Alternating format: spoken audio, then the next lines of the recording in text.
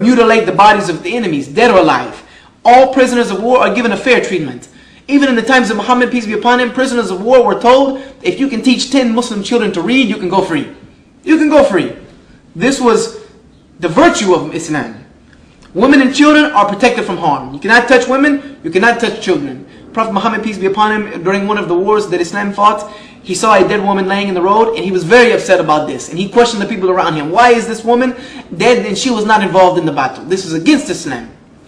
Always bury the dead with respect. They would always bury the dead, even if they were non-Muslim, with respect. Put them in the ground, give them proper burial, treat them with respect.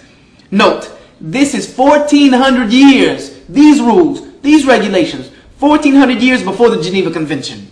1400 years before Geneva Convention, Islam had these laws. This is not something new. Same thing.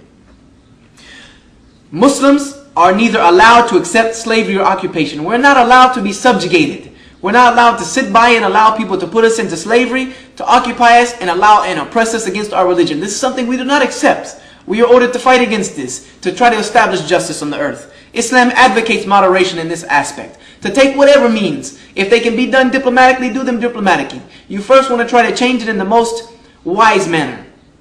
Islam abhors extremism. We do not like extremism. Extremism to one side or the other. We are moderate. We are in the middle. What God has chosen for us. A middle nation. A middle nation. Islam abhors terrorism.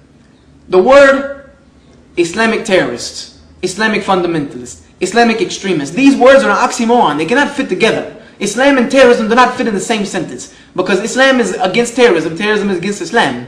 The word war on terrorism is an oxymoron. You cannot fight a war on terrorism because war itself means the killing of innocent people. The killing of innocent people is terrorism in its definition. So war on terrorism is an oxymoron. It cannot happen. You cannot fight a war on terrorism because terrorism is war.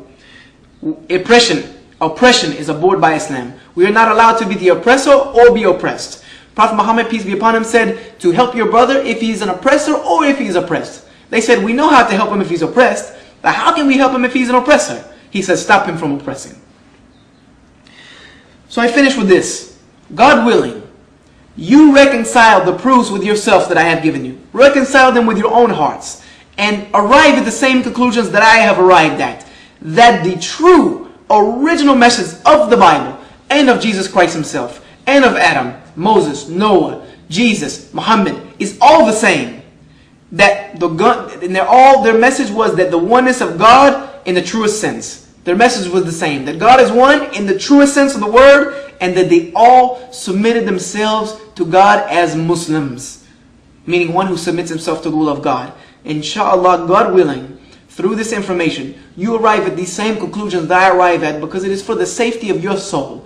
It is for the salvation of your own soul. The only way to make it to paradise is to accept God, Allah, as one, alone, and accept all of the prophets, including Muhammad, the last one. This is our message of Islam that is in the Bible, in the Torah, in the New Testament. We are not doing anything new except reviving the traditions of the prophets of old. So may God guide you. Ask for his guidance. Go back. Look with an open heart at the evidences. Ask God to guide you. And God willing, you will arrive at the same conclusions I have arrived at. Thank you for your time. And I hope that I have been of some benefit. Thank you for watching the Deen Show. Assalamu alaikum. Peace be unto you.